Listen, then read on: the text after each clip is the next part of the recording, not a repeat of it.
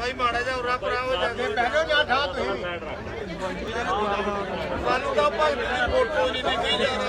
सब बहादुर भाइयों और बहनों को मेरा क्रांतिकारी सलाम, सत श्री अकाल, नमस्कार।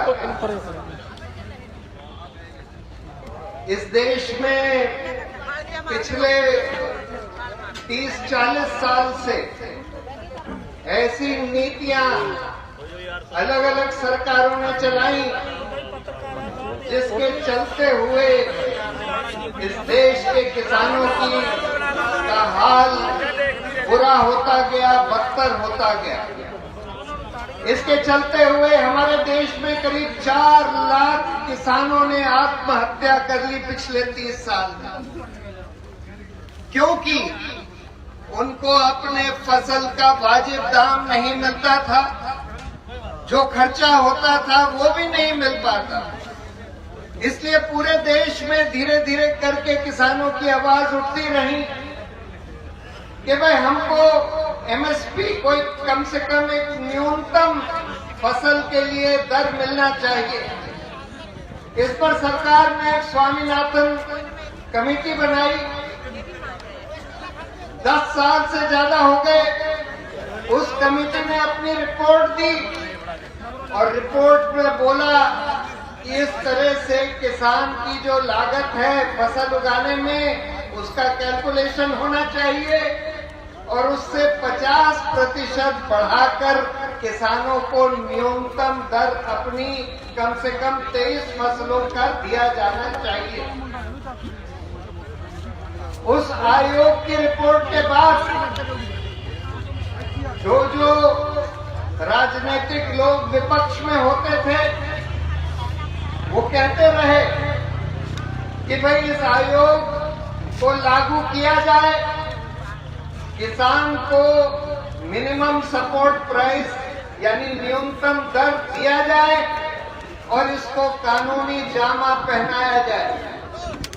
ये बात मौजूदा प्रधानमंत्री मोदी जी ने भी बोली जब वो विपक्ष में थे। लेकिन हम ये देखते हैं कि जब सत्ता में आ जाते हैं तो बिल्कुल पलट जाते हैं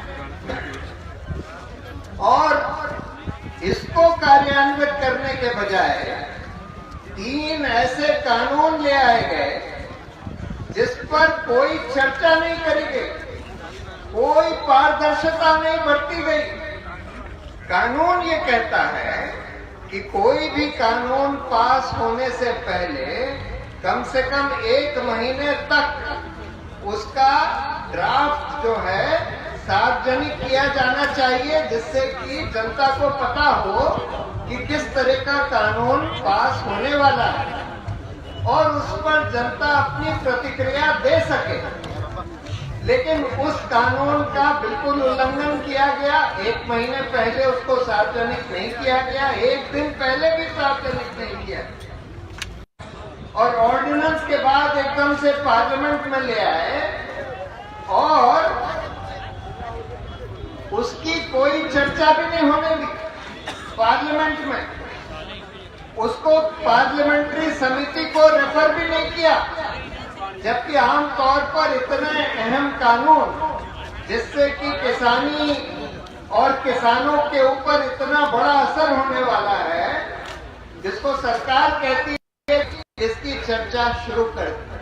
और इसकी वजह से 2.5 महीने पहले एक विशाल आंदोलन, जो कि इस देश में या पूरी दुनिया ने कभी नहीं देखा, ऐसा किसानों का आंदोलन दिल्ली के चारों तरफ हो गया, जिसमें लाखों लोग आकर कड़ी सर्दी में महीनों से 2.5 महीने से बैठे हैं और यही डिमांड कर रहे हैं कि ये जो कानून आप बगैर पारदर्शिता के, बगैर किसानों से बात करे, बगैर राज्यों से बात करे, बगैर पार्लियामेंट में कोई चर्चा के और बगैर वोटिंग के जो आपने पास कर दिए, जिससे हमको बहुत नुकसान होएगा, इनको कम से कम वापस ले लीजिए।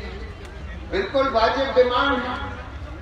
और मैं तो पंजाब और खास खासकर पंजाब के सिख किसानों को सलाम करता हूं, उनके जज्बे को सलाम करता हूं कि इतने व्यवस्थित तरीके से, इतने अनुशासित तरीके से, इतने अहिंसक तरीके से 2.5 महीने से ये आंदोलन चल रहा है, जिसमें लाखों लोग आ चुके हैं, लाखों लोग आ चुके हैं।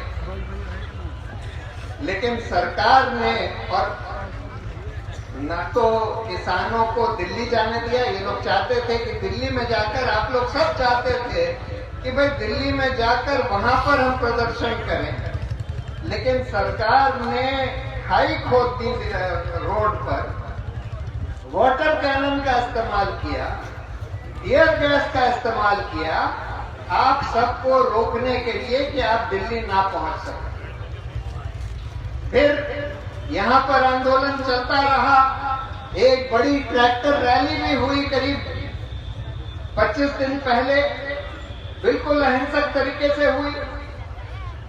फिर 26 जनवरी को जब अनाउंस किया गया कि भाई हम ट्रैक्टर रैली दिल्ली में निकालना चाहते हैं, जब किसान संगठनों ने ये निर्णय किया, तब बहुत जद्दोजहद के बाद, पुलिस से बहुत बातचीत के बाद ये तय हुआ कि अच्छा 3 रूट, टिकरी से, वहां से सिंगू बॉर्डर से और गाजीपुर बॉर्डर से 3 रूट तय किए गए कि अच्छा इस रूट पर दिल्ली के अंदर ये रैली निकाली जा सकती है। सारे संगठन और उनके जो मेन संगठन हैं और उनके नेताओं ने बिल्कुल व्यवस्थित तरीके से, बहुत अनुशासित तरीके से अपने सारे किसानों को बोला कि भाई हमको इस रूट पर जाना है। लेकिन पुलिस ने एक षड्यंत्र रचा, जो कि अब देखने में साफ षड्यंत्र दिख रहा है कि भाई इन लोगों को लाल किले तक जाने दो, इन लोगों को जो रूट तय हुआ है उसके बाहर जाने दो, और फिर इस आंदोलन को बदनाम करने के लिए ये कहो कि भाई ये तो बड़े अनुशासनहीन लोग हैं, ये अपना ही कहा हुआ नहीं मानते, ये हिंसक लोग हैं। कुछ लोग जिनको, जो कि सरकार के करीबी माने जाते हैं या जिनको सिंगू बॉर्डर के उस तरफ बैठने दिया गया, यानी कि जहां पुलिस है, जहां दिल्ली के साइड में, उन लोगों ने ये तय किया था कि अच्छा हम वहां चले जाएंगे, लाल किला चले जाएंगे या रिंग रोड पर चले जाएंगे, लेकिन उनको रोकने की कोई कोशिश नहीं करी। उनका रूट, जो तय किया हुआ रूट था, उस पर ले जाने की पुलिस ने कोई कोशिश नहीं करी, उनको जाने दिया। और फिर सरकार ये कहती है कि भाई ये लोग तो बड़े गलत लोग हैं, और पूरा जो मीडिया तंत्र, जो मोदी मीडिया है, उसके जरिए ये पूरा प्रोपेगेंडा किया गया कि भाई ये लोग तो बड़े गलत लोग हैं। और उसकी आड़ में इस आंदोलन को खत्म करने की कोशिश करी गई, और उसके लिए सरकार ने इंटरनेट बंद कर दिया। जहां जहां किसान बैठे थे, इंटरनेट बंद कर दिया, बिजली बंद कर दी, पानी बंद कर दिया, और बड़ी बड़ी कीलें लगा दी, बड़े बड़े कंटीले तार लगा दिए, जिससे कि कोई वहां आ जा ना सके, ये लोग अपने आप ही उठकर चले जाएंगे। लेकिन जो सरकार सोचती थी कि इससे किसानों का हौसला टूट जाएगा, हौसला पस्त हो जाएगा, खुद उठकर चले जाएंगे, उसका बिल्कुल उल्टा हुआ। किसानों का हौसला और बुलंद हो गया, और डट गए, और जगह जगह पूरे पंजाब, हरियाणा और यूपी से और किसान आने लगे। दूसरे राज्यों में बड़ी बड़ी किसानों की रैली होने लगी, तो सरकार अब और घबरा गई। लेकिन उनके लिए ये एक मूंछ की लड़ाई हो गई, यानी कि प्रधानमंत्री के लिए ये मूंछ की लड़ाई हो गई है कि अगर हम ये कानून वापस लेंगे तो हमारी मूंछ नीचे हो जाएगी। और प्रधानमंत्री मोदी के लिए उनकी मूंछ ज्यादा जरूरी है, चाहे जितने भी किसान इस आंदोलन में मर जाएं, चाहे जितना भी नुकसान हो जाए, लेकिन उनकी मूंछ उनको ज्यादा प्यारी है।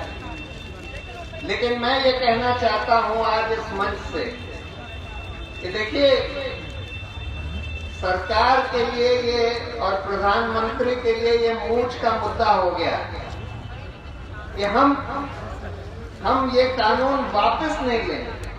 हम 1.5 साल के लिए इसको स्थगित करने के लिए तैयार हैं।